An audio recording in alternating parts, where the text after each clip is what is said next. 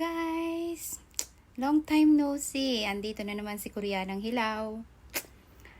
Long time no see. Almost a month, year. Oh no. So, andito ako ngayon. Kamusta na kayo? Ito, nag-iisa ako sa bahay. Yung mga junakis ko. Alam mo na, linggo. Sa bahay lang. Walang trabaho. Kaya dito, nag-iisa.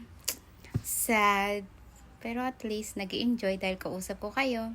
Kumusta na mga Koreanang hilaw ko? Huh? Na-miss nyo ba ako? Gusto nyo uli magturo ako sa inyo ng Korean? So, maybe let's start it. Ito ang buhay sa Korea. Ang buhay sa Korea, malungkot na masaya. Siyempre, kailangan magtrabaho. Ayan ang aking bahay.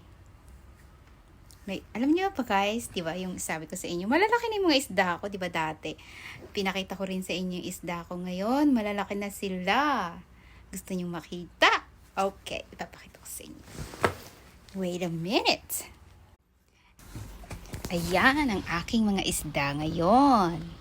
Nakikita niyo yan? Kaya buksan ko yung ilaw para makita niyo sila. Ayan. Ay!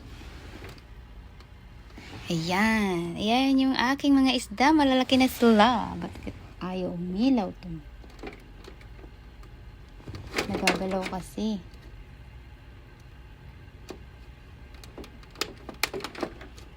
Sandali. Ayan yung isda ko. Ipapakita ko sa inyo. Ayan. Sandali lang.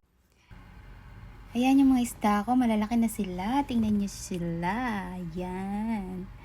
Ang aking mga isda. Malalaki na sila. Noon, baby pa lang sila nung pinakita ko sa inyo, diba? Ngayon, malalaki na sila. Ayan ang hahaba ng mga buntot. Ayan. Korea는 너무 크다. 너무 길다. 크다 아니야. 길다.